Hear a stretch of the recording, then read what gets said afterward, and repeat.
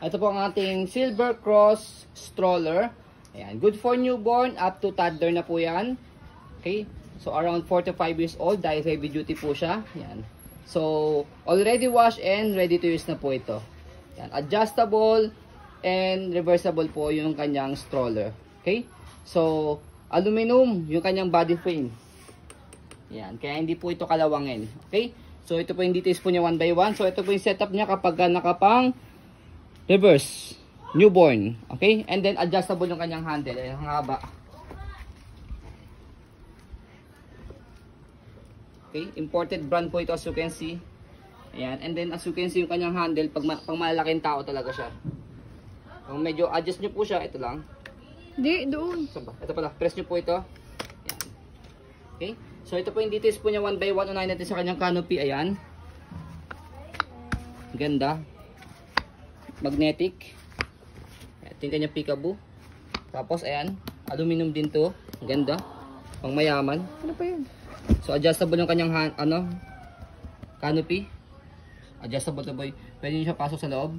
Ayan. Okay, tapos ayan, ito yung kanyang pagkakahiga. Tapos yung kanyang harness, ayan, 5 harness siya. Safe na safe si baby, wala siyang putol. So sasalpak nyo lang siya mabuti baka mahirapan kayo. Ayan. Kailangan talaga didiin siya sa loob. Yan. As you can see, meron siya 3 butas dito for newborn, toddler, and kids. Depende po sa laki ng baby po ninyo. Ayan, okay? So, ito yung kanyang leg rest. Adjustable po itong leg rest niya. Presyo po yung button dito. Ayan. Okay? Upo mo. Mamaya upo natin. Tapos, ito yung kanyang handle. Ayan. Baliktad yung Front handle. So, leather na po yan. So, presyo lang po dito. Saan ba yan? Ito. Tapos, angat nyo lang po siya. Kapag ilalagay, tatanggalin nyo po si baby. Ayan. So, ito yung details niya. Okay. So, this is pre-lap. Expect minus scratch. Saka yung details niya. So, selling as is po ito. And then, meron siyang konting or faded yan. Yan. Ba't hindi halata? Pat hindi siya halata. Okay. Parang ganyan talaga. Nag-complement yung color sa sa leather. Yes. Tapos, by the way, pag in-adjust siya for Upo. toddler. Ayan, dito. Sa ilalim. Ito. Ilang recline? Pakita mo to. Press nyo po ito, iangat nyo siya, yan. So ito siya pagka pang toddler na siya, upong-upo siya, ayun yung kinagandahan sa kanya. Saka mahaba.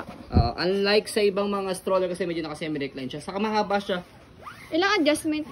So ito yung una, pangalawa, ayan, semi-recline, pangatlo, Tatlong recline. pangatlo, pinaka-fully recline niya. Okay? Tapos, adjust natin siya kapag naka-forward facing na siya. Okay? So, Press. ito. Yan. Press nyo po siya left and right, tapos angat nyo lang po siya. Ayan. Shoot nyo lang siya dyan. Ayan. Okay? So, yun yung design niya kapag naka-forward facing. Ayan. Ganda ito, very smooth i-maneuver siya. Tapos next natin yung body frame niya. Ayan, yung magandang body frame niya. Aluminum makinis. Ayan. Hindi siya kalawangin. Tapos yung gulong niya, big wheels na rin po siya. Okay? Lockable din to. Lockable yung kanyang harapan. Para kung gusto nyo pong hindi nag-swivel, inaantok si baby, pwede nyo po siyang ihele. Ayan. Okay, footrest, tapakan ng paa. Okay. Tapos, kabilang side ng body frame. Pati yung gulong niya sa likod. Ayan. Taas ng Tapos, stopper niya, ayan. Isang tapak lang dito, naka-cable na po yan. Stopper niya. Tapos, angat nyo lang po siya para mag-go. Di, pindot lang. Pindot lang pala to.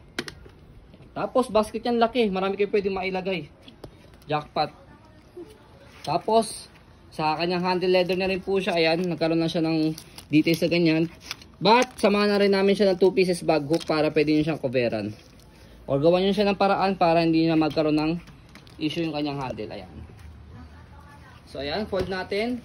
Pag i-fold po siya, ito sa handle, slide, pa-press nyo po ito dito sa kanan, tapos angat nyo po siya, ito, pa-press nyo po ito, tapos slide pataas, tapos pababa, pull down, ayan. So yan yung kanyang pagkaka-fold. Pag in-open naman po siya, yan, yung kanyang lock dito sa gilid, aangat nyo lang po yun, tapos bubukan nyo lang siya. Ganun lang kadali, di kayo mahihirapan sa pag-open saka sa pag-fold. Heavy duty Yan. Saka heavy duty po ito, kaya hanggang pang big kids na po siya.